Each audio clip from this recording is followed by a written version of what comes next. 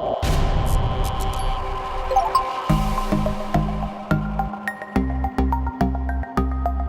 everybody, welcome back to Divine Data. Today I am here honored by the presence of beautiful Penn Portman, my friend from growing up. How are you, Penn?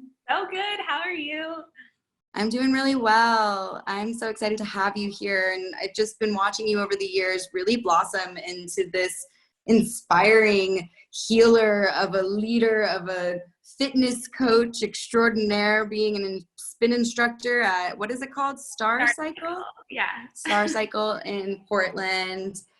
And you have just done so much for humanity and for the good of the planet over the years of knowing you.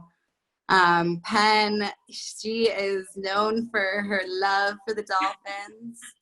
And she has, and I'll include in the description, her website to a Spot Fund, which is helping. Do you want to explain what Spot Fund is?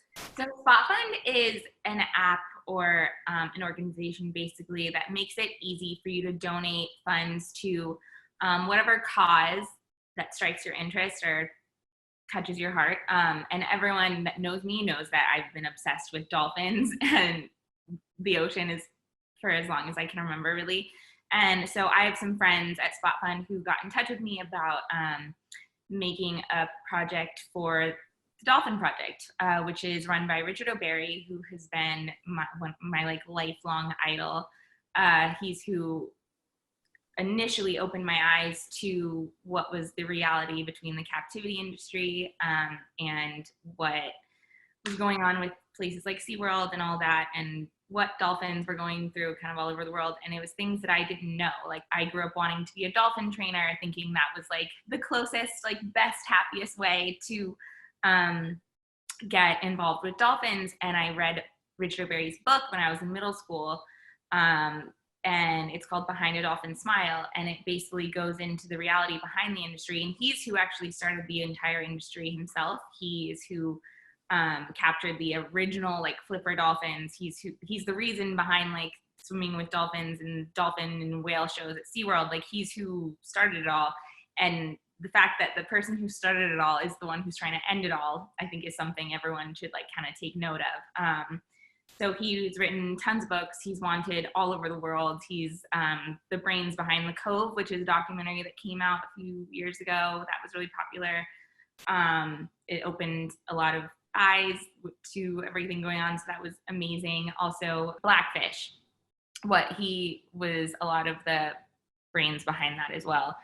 So basically Spot Fund just makes it easy for you to give funds to whatever cause, and so there's the link provided in the bio or whatever, wherever Sam's putting the link. If you just click on there, there's a little informative video and an easy way to just give out that money to dolphins and whales in need and whatnot. So yeah, we will include that in the description of this episode. I'm really stoked that the dolphins have advocates like you out there, and I'm sure that they're it's true. It's good. It's good to bring awareness to this stuff. I think that we take it for granted, and we see a lot of these animals in captivity, and we think, oh wow, look, that's amazing, look what we can see, and we don't realize that that's like not how they're meant to be, especially as kids. It's funny that this is going on. I keep seeing this like meme go around, and it's like, oh, are you tired of isolation? And it's like all these whales and dolphins like in their tanks being alone, like in isolation, how we are now, and everyone's like losing their mind. And it's like, imagine being taken from the ocean, this big, expansive, beautiful, like adventurous place, and then being put in a tank where like your sonar is going to be bouncing off the walls back into your head, giving you constant migraines, and you're all alone. You're not with your family, you're not with your friends, like, and you're not fed unless you entertain. So it's just like kind of taking, like putting it into perspective now that we're kind of going through our own version of isolation. So I hope that makes people a little more empathetic maybe to what dolphins and whales are going through. Absolutely. Yeah, I see those memes going around as well. I think that there's something to be said about being a human and having that free will and capacity. And there are people as well that are in captivity, and it's, you know, raises awareness for so much and brings people's attention to what they may not normally pay attention to. And I think that is super necessary for us to take into account. It does put things into perspective.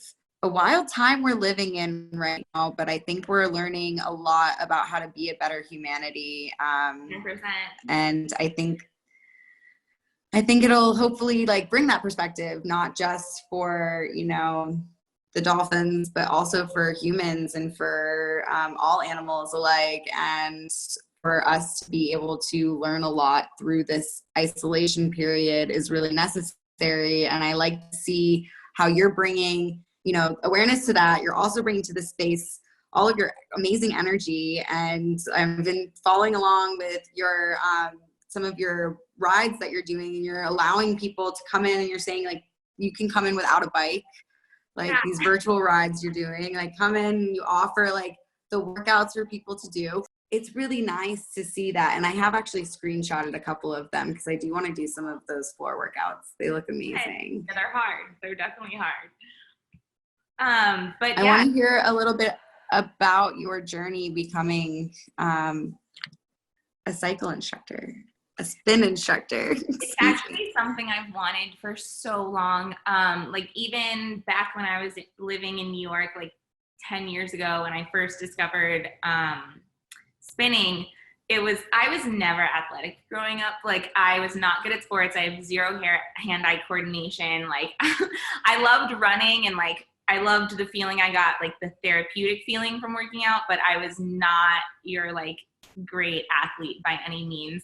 And so when I started spinning, I loved the fact that it was all like to the beat of the music, and you just could go in this like dark room and just kind of leave all your bullshit right there. And it was like the most therapeutic thing. I've never pushed myself so hard I never even liked workout classes. So I was like, but this was like such a different experience.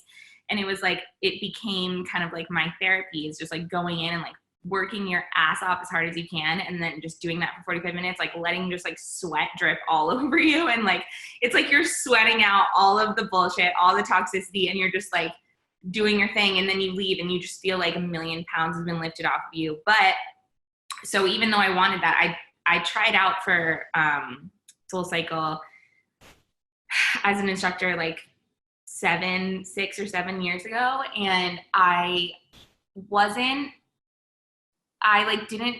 got really insecure. Like I was always in my head. I think forever up until right before I got certified this time. And I never thought I was like good enough. I never thought I was like inspiring enough. And I didn't really like have a voice. Like I didn't know how, like I was always like, I couldn't find this like voice inside of me. And then I tried out for Instructor, and I went for StarCycle here like a year ago, and I was going through the training, and then I got a dog and stopped really like doing the rockstar rides and whatnot, which you have to do like a certain amount of rockstar rides before you can become certified. And then and I kind of let it go. I wasn't feeling as like connected to it. And then I went back to a training weekend, and it was just like an entirely different energy. And I realized like the first one going in, I was so hard on myself and like so freaked out and so scared and like constantly like second guessing myself. And the second time I went, I literally got a necklace right before that says "fuck it."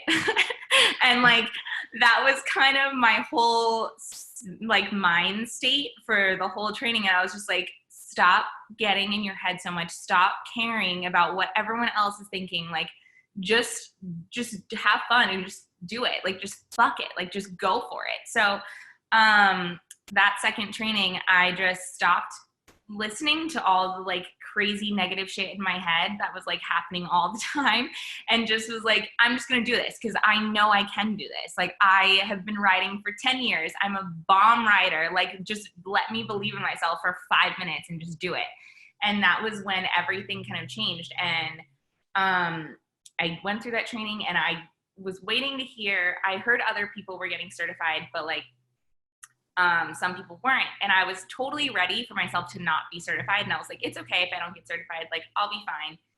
And then I got the call from my boss, and she called me, and she was like, I could hear it in her voice, and I thought she was going to be like, you didn't get it. And I was ready to hear it. And then she was like, you're certified. And I have never had such a moment with myself. I was crying so hard. I was literally crying more than like when I got engaged. It was the craziest feeling, because I went and looked myself in the mirror, and I was like, what would you say to your best friend that just did this and who's wanted it for so long? And I looked at myself and I talked to myself. I was like, you are amazing. Like, you just did this. Like, I'm so proud of you. And I just like started talking to myself with saying all these like things that I would say to my friend. And I was just sobbing. And I was like, this is the craziest, most like powerful feeling. And then I came and sat here on the couch and just was like sitting in this beautiful energy of like love and like accomplishment. And like, I just felt, I've never felt better about myself. And I was just like, finally, like I did this all by myself with no one else's help. Like, I put in the work, it's mine. I did this. And like, and I just, it was just this light switch that went off. And even though like with all the healing work and stuff I'd done, I still was waiting for that moment where I believed in myself enough to like just go for it. And I kind of been waiting for that my whole life. Cause I still struggle with talking to myself in a positive way. And it's something that I try to preach in every single one of my classes is self-love and talking to yourself like you're your own best friend, because that really does change everything. Like, once you change and rephrase the negativity in your head, like into positive statements, into positive affirmations, like that's when your life changes. And I just feel like a lot of times I could get way too sucked up in the past or way too much anxiety about the future. And it's just like all about staying in this moment. What, like, get out of your head, just focus on what you're doing right now and right here, and find power in that moment. And like, what are you going to do with it? So that's kind of what has happened with my life via StarCycle, and like becoming an instructor made that happen for me. And yeah. Hey, Kush. And this is my baby. I have to say, you have the cutest dog in the world. And I have a dog, and he can't watch this show, or at least he can't understand it. So I'm allowed to say that. Yes, okay. He'll never know. He'll never know. Like, Kush knows it too. He's like, Kush is like, I need to be on screen. He does. He's like, hello, just look at me. Look at me and how beautiful I am, right? So handsome. I can't wait to come meet him. I know. He's such a snuggler. He's such a snuggler. Mwah. Right? Such girls. It's like, okay, sorry, puppy pause. 5 minutes, please. But yeah, that's incredible. I love seeing you really like owning your voice. I don't want to say finding your voice, because I know that sometimes like when our inner narratives are the way that they are, but we are such empathic, compassionate, and passionate people. Mm-hmm. It's not in everyone's awareness that, you know, you have something going on in your mind that's telling you otherwise than like what we might see on the outside. And for me, knowing you, like, I've always been so inspired by you and how you were able to embody your truth. And it's beautiful, you know, to know that, like, even when I like looked up to you when we were younger, you're going through the same things that everyone else is going through as well. And it's so beautiful to see you truly blossom. And I feel like we're finding this, like, this really beautiful peak epitome time in our lives where we're being able to find that access to the voice that we have, and the voice that we have for not just others and like projects that we're passionate about, but the voice for ourselves. Yeah. And you're doing that really beautifully, and I see it. I see your fire, girl. Like, your stories, you're just like, yes, come work, let's do it. And I like want to be there. I want to be in Portland. I want to be able to do it. And I like want to also buy a bike, I guess, and just start doing it wherever I land when I'm next in America. Like, I'm inspired, and it's really nice. I'd also really love to go into TBI, true body intelligence. Yeah. True body intelligence every time it comes into, into either whoever's life, my life, anyone's life, it always seems to like kind of fall into your lap at the exact moment when you need it. And for me, I was still living in New York. I was in a extremely toxic relationship. And I was at a school I thought I wanted to go to, living this life I thought I wanted, but I was extremely suicidal, extremely. Like, I was just miserable. I thought about dying like all the time, but no one knew that. Like, I've always been bubbly. I've always been like a happy on the outside person. And so like, no one ever could guess that. And I went into this meeting with my mom set it up, and like, I thought it was supposed to be like kind of a massage, kind of therapy. Wasn't sure what I was going to expect, but I walked in, and I think the first thing he said to me was, "You don't want to be alive." And I was like, how do you know that? Like, nobody knows that. And so, no, sorry, because she's trying to play with me in the corner. But so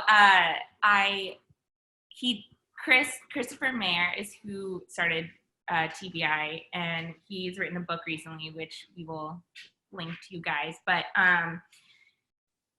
he's a former Marine, and he's studied the body for so long. Like, he studied all kinds of Eastern and Western medicine, and just kind of made himself his project in his profession, and has learned so much about healing and trauma and all that fun stuff. So I got sober, actually, because he told me that for this work, like, the best way to feel everything and like really to feel all your emotions that you've been like numbing yourself out to and not acknowledge, not like dealing with and not letting them come to the surface, is to be fully sober. And so I went off of everything, like including, and I was on a lot of medication at the time. I was on Adderall medication, anxiety medication, sleep medication, like, and I've been on Adderall since middle school because I was diagnosed with AD and depression from like a very early age. So I went just cold turkey off everything. I stopped drinking, stopped smoking, like everything, just off of sugar also. Sugar is the hardest thing to do, more than any drug or whatever. Sugar is definitely the hardest. But so we did that for a few years, and I just got into the work, and it's kind of a combination of a bunch of things. There's moshing, which is basically being walked on. And I'm now certified in all these things, but you get a walker and you walk the trauma out of someone's body, like out of all the meridians. It directly addresses your tissue health through the pressure and the rhythm of like in which way you're walking on someone's legs. You're basically walking like all up and down here. And because there's so much trauma in all of your meridians in your body are right like in your hamstrings. I haven't talked about this in a while, but so, and it sounds like it might be a fun time, but it's extremely painful in the beginning. But now I think it's like the most incredible feeling in the world. And it's like all about breathing and like letting all the trauma out as you're getting this work done. And I was pointed out to the fact that I had been holding my breath for all of these exercises that we would do. And it's because I've been like, that was kind of my way of coping my entire life. Like I've been through a lot of sexual trauma, a lot of different kinds of trauma. And I realized that like every time something bad would happen, I would just hold my breath. So I like wouldn't feel it. And I was capable of not doing that. Like when I would be getting walked on, I would just be holding my breath and it was like I wasn't in my body. And so that was pointed out to me, and it's like you have to breathe and you have to breathe out all the trauma, because if you don't breathe it out, it's going to stay in your body. Because like if you're not letting the energy transmute, then it's just staying, and that's what turns into like chronic injuries and chronic pain and stress and all of that good stuff. So once that started happening and I got all of it out, but then there's also like different stretches that you can do. There's a body of light, there's shocking, there's all these different things. that are included in TBI. But basically, I went to a ton of workshops, did a ton of work on myself, was sober, felt all of the feelings, went through all of it. I would do it 100 million times over again.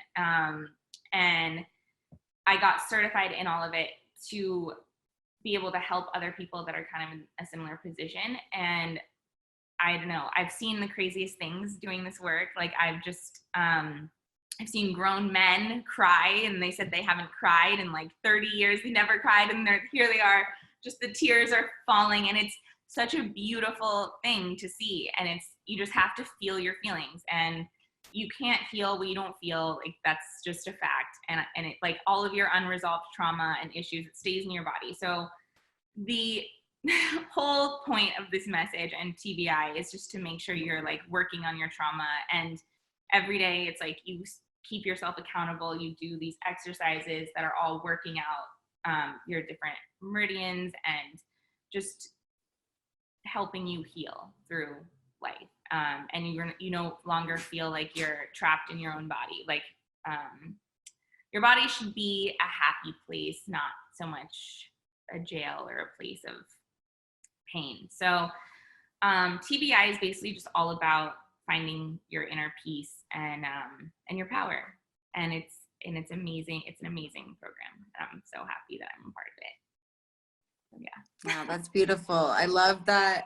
I'm still seeing us at that awful club in East Hampton when we were underage. And I just love that we've both found paths as healers and teachers. And we really like stepped away from a certain lifestyle that I don't think really serves either of us anymore. And it's really beautiful. I mean, obviously we still go out and enjoy ourselves and stuff like that, but it's dancing on tables till the day I die. But there's just there's healthier ways to go about it. Definitely. And I didn't see for me at least, I was not imagining this route for myself, and I love seeing it. And like there's a lot of like really beautiful, amazing women that I grew up with that are doing this work now, and it's really beautiful to see. And we're becoming the leaders that we're meant to be, leaders of not just, ourselves, but we're helping our communities, whether it be, offering TBI or my healing with Reiki, or you offering your spin classes, me offering yoga. Like it's just to be able to give back and to be able to like heal through helping others find their own healing. Because let's be real, like we are all our own healers, we're all our own leaders, and like we get to take leadership positions in all different aspects of our lives. I think it's working on yourself and trying to make your mission to master yourself is like the greatest thing you can do for yourself and for everyone else. Because the minute I saw you kind of change your lifestyle into this way where you're focusing more on like healing and like transforming and just like positivity, you glow different. Like you literally, like I'm like looking at you every day via my social media, and I'm like, wow, she looks incredible. Like she's never looked better. She's just glowing, and there's a whole different energy about you. And I feel like once people start to see that, they're like, what is she doing differently? Like I want some of that, because it's like you look truly happy, and people can sense that because it's genuine and it's authentic and it's real and it's like beaming out of you, and it's just, hey. So it's just, I just feel like once you start working on yourself, it's like the best thing you can do, because everyone else is like, oh, maybe I need to do that too. Thank you. I mean, I think we can see it in each other and celebrate each other, because we've both done the work, and the work is hard, and it's so beautiful to celebrate our goddess sisters and love on each other. And like, thank you. You helped light me up, sister. Like, and you have been shining. You always, in my eyes, you're just always been like a bombshell. Let's be real. You're gorgeous, Penn. But like truly, truly your essence has stepped through as well. And I love it. I love this, that we're like spending time just complimenting each other. Like, I know. This is great. This is perfect. Because I feel like there's a lot of people that think like, because you're on this path of like healing and wellness and whatnot, like think that like you're got all your shit figured out and everything's great and like you're happy all the time and like every day is wonderful because you're going to handle it with positivity and strength and like mindfulness. But like everyone has days where that's not the case and like you have fallbacks and you do things that you shouldn't have done and wish you didn't do. But like the thing that is important is like how you grow from that and like what's your next move? Like what comes after that? Like, okay, you fucked up or like you did something that's not necessarily in your morals that you stand by or believe in, or like you wish you, like, I don't know, just regrets. Like things are still bad. You still have bad days. There's still days when you don't want to get out of bed, but like, it's just take that, what next? Like just keep pushing and like keep evolving. And it's like, it's progress, not perfection that we're always searching for. And it's just as long as like every day you're a little better than the last, like that's all you can really ask for from anyone, especially right now. I 100% agree with that. Someone once said to me, he was like, you know, Sam, you're human. You're not made of wood. Yeah. And I was like, wow, you're right. Like I am human and it's perfectly okay to not be like this perfect still piece of wood that everything is always like rainbows and sunshines. Like that's where you find the ability to see the light, to feel the real joy, is to be able to have gone through everything and to understand that even when you've done so much healing work, like, yeah, we're still humans, we're still in flux. And especially the people who are empathic, like we are, like to be able to, we feel so much of other people's stuff and of the world stuff that's going on that it makes it hard. We hold a lot of weight for the world. Mm-hmm. I think women in general do. Yeah. Because we're always thinking of the bigger picture. We're always overthinking everything. Yeah, 100%. And that's, you know, it ties that in with the inner narrative stuff you're talking about, and just like really reprogramming our neuro-linguistic programming to reframe everything into, you know, instead of saying like, I'm bad at this, it's like, I'm actually working better to be good at this. I'm slowly improving at this. It's okay. Yeah, exactly. I love that. Being kind and being gentle with yourself. Yeah. And I think that's like such a good, important message, is really like how to be the best leader of whether it's yourself, a small community, a big corporation, whatever you may be desiring to lead or being called to lead in. Everyone plays some sort of leadership position, especially even if it's just over yourself or your kids, if you have kids, you know, is to keep that inner narrative nice, is to remember like that's how we stay empowered, and to also be humbled enough to like ask questions when we don't know and to seek answers. Just feel your inner child and be nice. Be nice. Yeah. Exactly. Yeah. I've been like totally channeling my like 16-year-old. Thank you so much, my love. It was so good speaking to you. Kush, can I see you one more time? Where's Kush? I know, he like has gotten crazy towards the end. I'm like, cool, you're jumping all over me. And like, come here.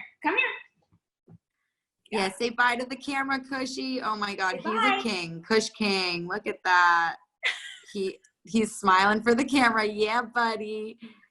All right. Well, so much love to you both. So much love to you. Good luck getting home. Thank you. Thank you.